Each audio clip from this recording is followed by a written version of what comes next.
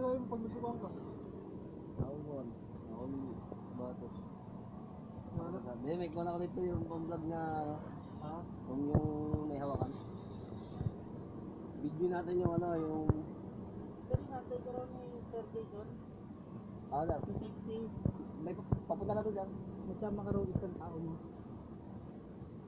Yun Sige. nasabi niya. Sige lang, may sunod na dyan. Kasi dadaling ko sa kanya to eh. Basta sinabi na kita. Nantay ka daw niya. Sabi mo siya, saglit lang daw. Dala ka isang ano ba yung nabanggit ko kanina? Philips. Nakalimutan ko na eh. Yung nabanggit ko sa'yo kanina, magdala ka raw ng Philips ko lang. Philips screw. Tsaka isang tao, magsama ka raw isang tao. Okay lang.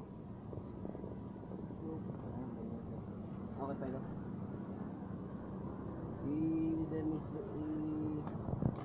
Di ba yung fire alarm natin ano? Di ba? Alarm. Papaganahin natin to. Fire alarm.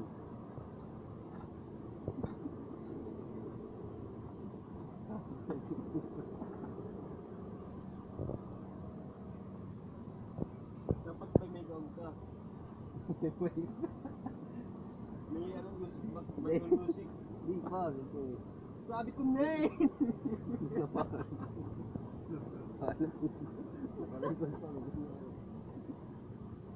Pag ang tawag ito, pag nag-trace tayo sa mga company, di ba? Mahina yung DAX sa DAX. Mahina yung ano, mahina yung tunog. Kailangan ano, pag pinindot mo mahina yung tunog, ibig sabihin, ayan o, diba, mahina lang. Ibig sabihin, mahina lang yung voltahe na pumapasok sa bell. Pag sinitch mo, mahina yung ano niya, tunog. Hindi ibig sabihin, sira na yung bell. Yung iba, ibang mayayaman sila. Papalitan kagad to kasi sira. Eh, pag pinalitan nila at sinitch ulit nila, mahina pa rin. Kasi nga, hindi busted yung kasi kaya mahina pa, hindi busted yung bell.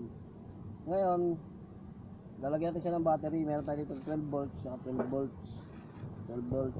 Ito, ang supply kasi nito, 24 volts to. Yan, 24 volts. Mga madak.